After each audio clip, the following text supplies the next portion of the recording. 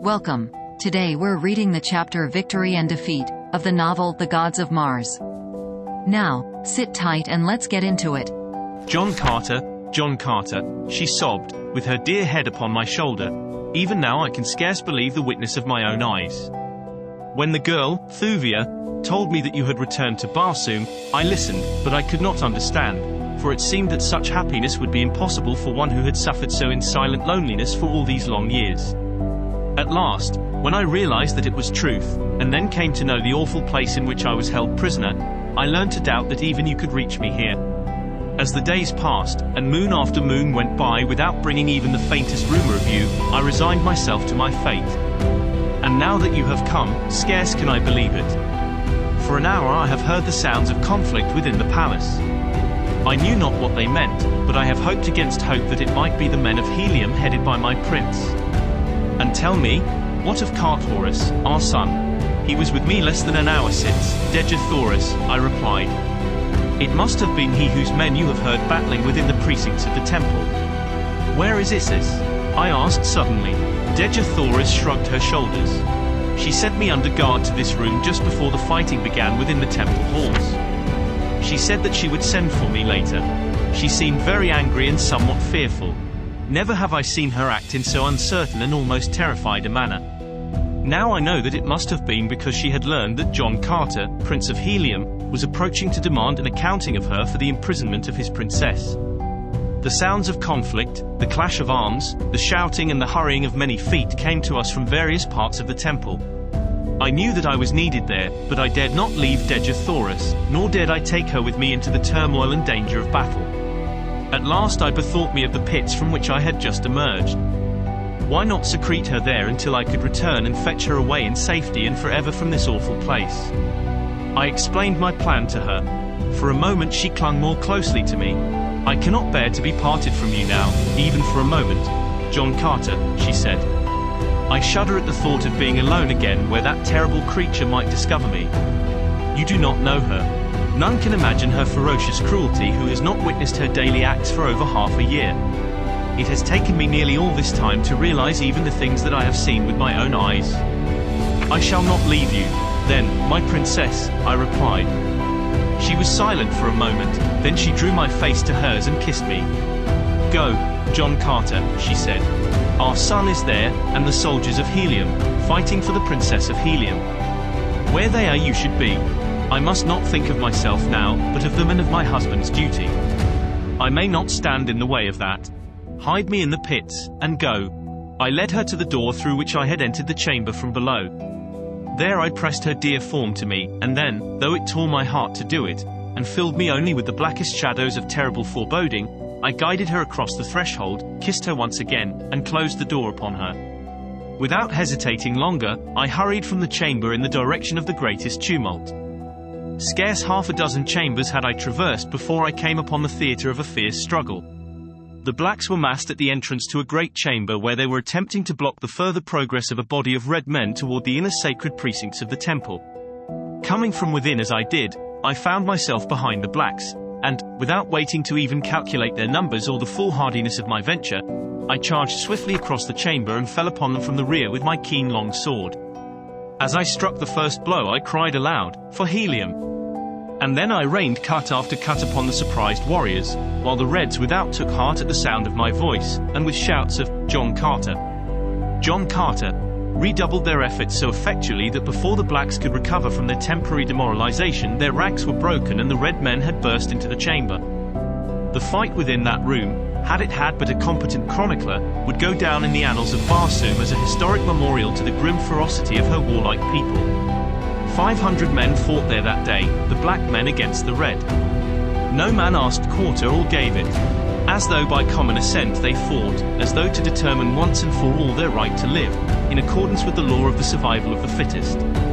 I think we all knew that upon the outcome of this battle would hinge forever the relative positions of these two races upon Barsoom. It was a battle between the old and the new, but not for once did I question the outcome of it. With Thoris at my side I fought for the red men of Barsoom and for the total emancipation from the throttling bondage of a hideous superstition. Back and forth across the room we surged, until the floor was ankle-deep in blood, and dead men lay so thickly there that half the time we stood upon their bodies as we fought. As we swung toward the great windows which overlooked the gardens of Isis, a sight met my gaze which sent a wave of exultation over me. "Look!" I cried. "Men of the firstborn, look!" For an instant the fighting ceased, and with one accord every eye turned in the direction I had indicated, and the sight they saw was one no man of the firstborn had ever imagined could be. Across the gardens, from side to side, stood a wavering line of black warriors, while beyond them and forcing them ever back was a great horde of green warriors astride their mighty thoats. And as we watched, one, fiercer and more grimly terrible than his fellows, rode forward from the rear, and as he came he shouted some fierce command to his terrible legion. It was Tarkas, Jeddak of Thark, and as he couched his great 40-foot metal-shod lance we saw his warriors do likewise. Then it was that we interpreted his command. 20 yards now separated the green men from the black line. Another word from the great Thark, and with a wild and terrifying battle cry the green warriors charged. For a moment the black line held, but only for a moment, then the fearsome beasts that bore equally terrible riders passed completely through it. After them came Utin upon Utin of red men. The green horde broke to surround the temple. The red men charged for the interior, and then we turned to continue our interrupted battle, but our foes had vanished. My first thought was of Dejah Thoris. Calling to Thoris that I had found his mother, I started on a run toward the chamber where I had left her, with my boy close beside me. After us came those of our little force who had survived the bloody conflict. The moment I entered the room I saw that someone had been there since I had left. A silk lay upon the floor. It had not been there before. There were also a dagger and several metal ornaments strewn about as though torn from their wearer in a struggle. But worst of all, the door leading to the pits where I had hidden my princess was ajar. With a bound I was before it, and, thrusting it open, rushed within. Dejah Thoris had vanished. I called her name aloud again and again, but there was no response. I think in that instant I hovered upon the verge of insanity. I do not recall what I said or did, but I know that for an instant I was seized with the rage of a maniac. "Isis!" I cried. "Isis! Where is Isis? Search the temple for her, but let no man harm her but John Carter. Thoris, where are the apartments of Isis?" "This way," cried the boy, and, without waiting to know that I had heard him, he dashed off at breakneck speed, further into the bowels of the temple. As fast as he went, however, I was still beside him, urging him on to greater speed. At last we came to a great carved door, and through this Thoris dashed, a foot ahead of me. Within, we came upon such a scene as I had witnessed within the temple once before the throne of Isis, with the reclining slaves, and about it the ranks of soldiery. We did not even give the men a chance to draw, so quickly were we upon them. With a single cut I struck down 2 in the front rank.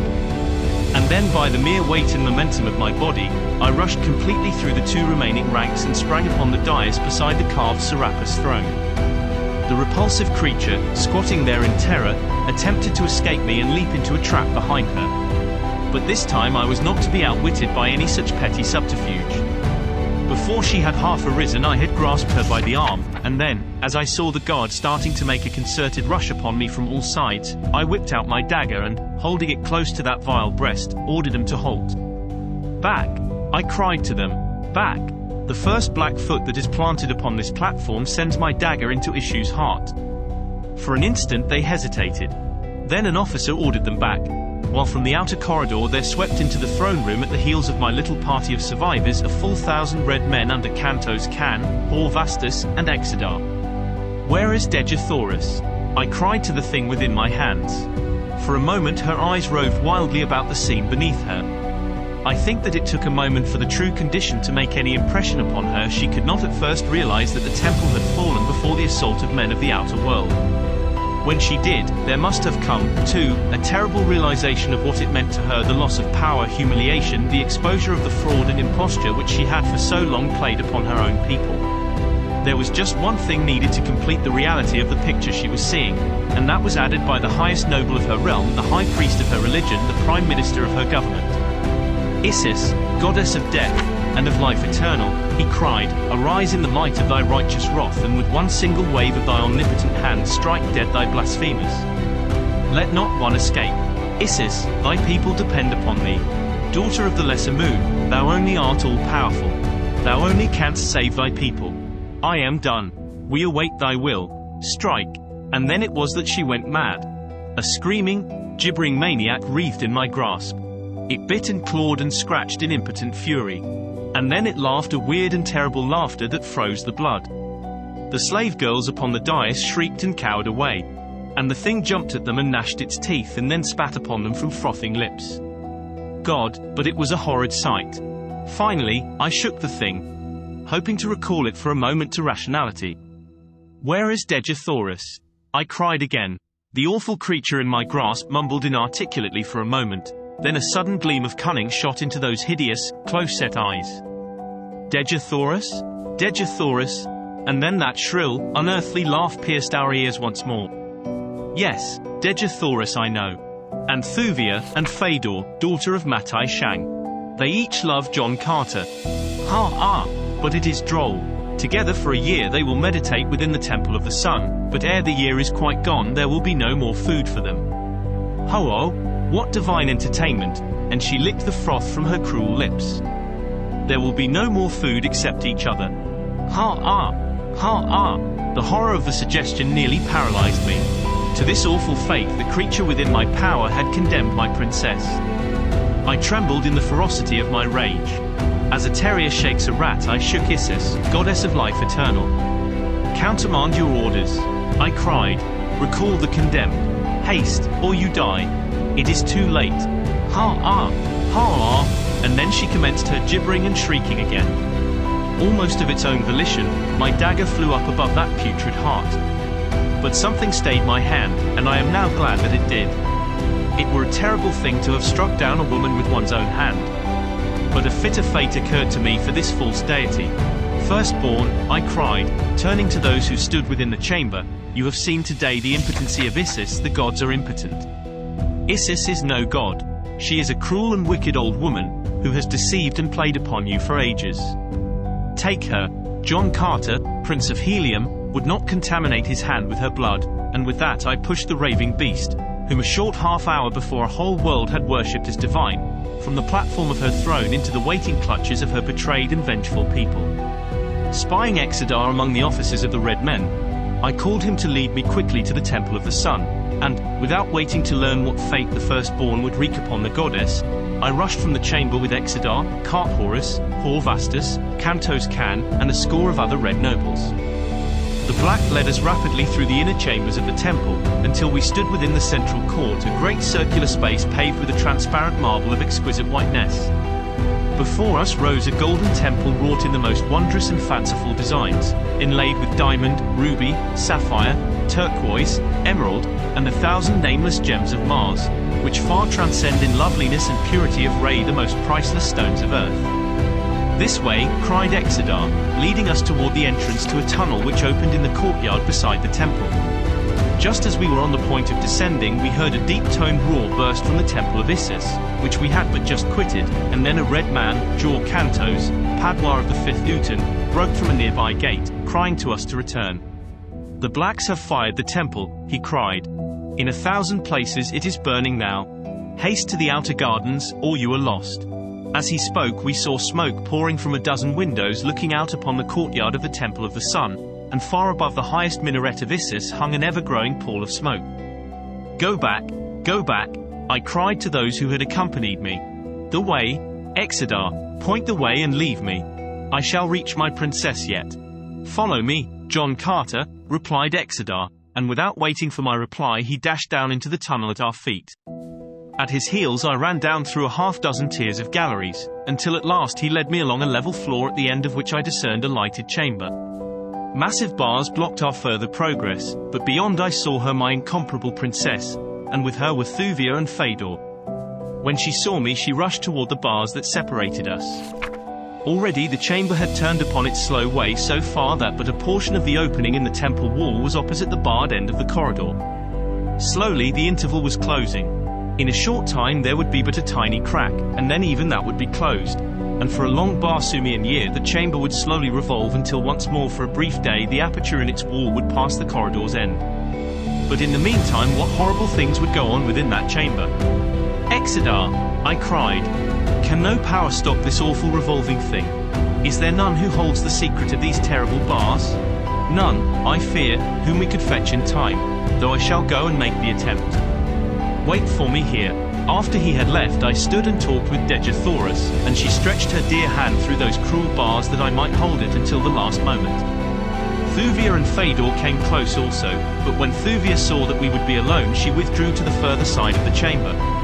Not so the daughter of Matai Shang. John Carter, she said, this be the last time that you shall see any of us.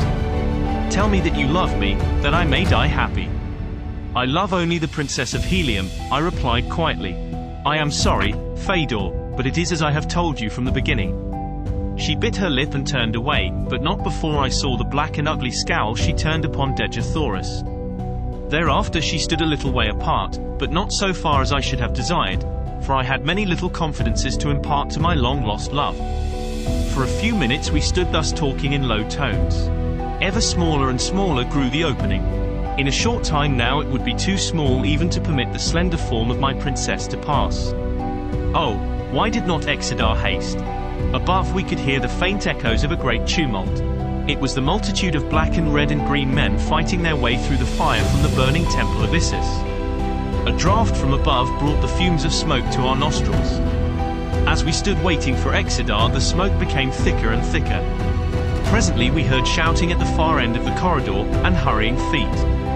Come back, John Carter, come back, cried a voice, even the pits are burning. In a moment a dozen men broke through the now blinding smoke to my side.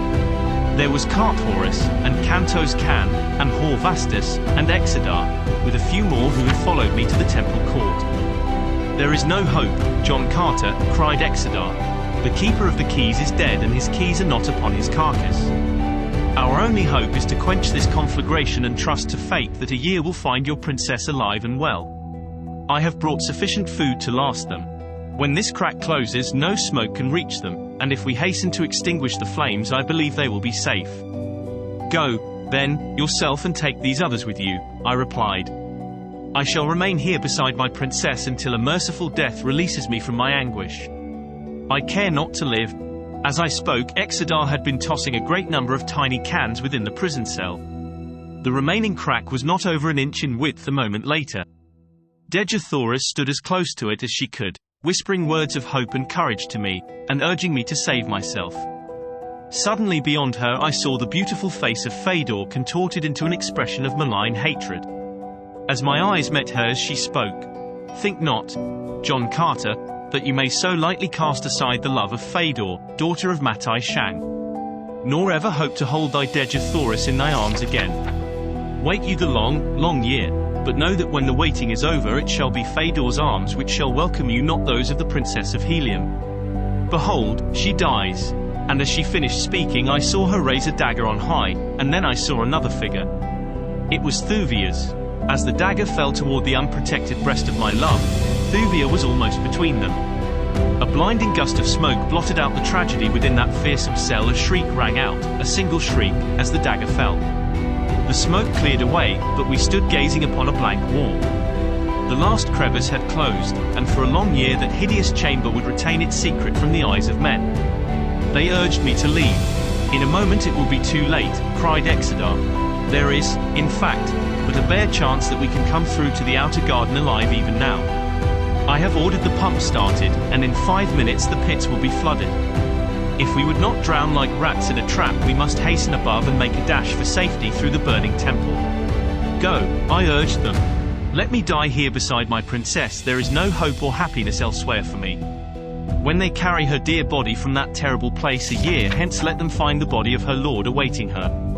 Of what happened after that I have only a confused recollection. It seems as though I struggled with many men, and then that I was picked bodily from the ground and borne away. I do not know. I have never asked, nor has any other who was there that day intruded on my sorrow or recalled to my mind the occurrences which they know could but at best reopen the terrible wound within my heart. Ah, if I could but know one thing, what a burden of suspense would be lifted from my shoulders. But whether the assassin's dagger reached one fair bosom or another, only time will divulge. Did you enjoy today's chapter of The Gods of Mars? Why not subscribe and ring the bell?